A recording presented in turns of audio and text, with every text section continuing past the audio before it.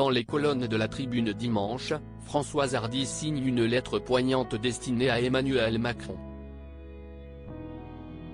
La chanteuse, qui a été complice de l'euthanasie de sa mère, demande à son tour le droit à mourir dans la dignité. La chanteuse est épuisée de souffrir en raison de son cancer du pharynx. Françoise Hardy relance le débat sur la fin de vie alors qu'un projet de loi en faveur de la légalisation de l'euthanasie doit être présenté en février. Dans les médias, Françoise Hardy n'a jamais rien caché de ses souffrances. La chanteuse qui souffre d'un cancer du pharynx s'expliquait récemment à BFM TV, « Mon quotidien est difficile, après les dernières radiothérapies, ma vision est détériorée », disait celle qui fêtera ses 80 ans en janvier prochain. Cela fait depuis 20 ans qu'elle se bat contre son cancer. Une maladie la faisant énormément souffrir comme elle le disait par ailleurs à Paris Match, « Je vais mal, car mon œil droit voit tout très flou et douloureux. Ma narine du même côté tout le temps bouchée. La bouche et l'arrière-gorge sont encore plus asséchées.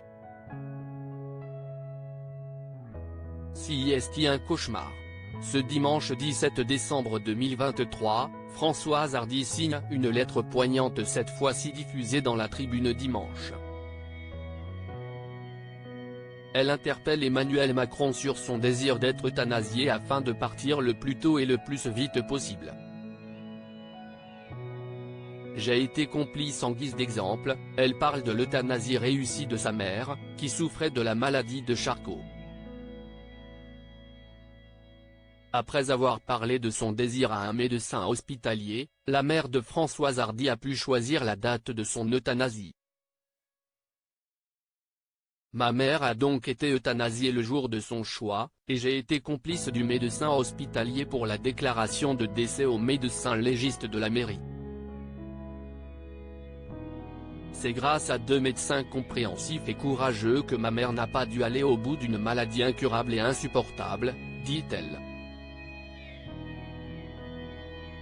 Une envie de mourir dans la dignité partagée par beaucoup de malades comme en témoignent les rencontres de Françoise Hardy avec d'autres patients condamnés. Tous regrettaient que l'euthanasie ne soit pas légalisée, car ils avaient conscience de souffrir inutilement, peut-on également lire.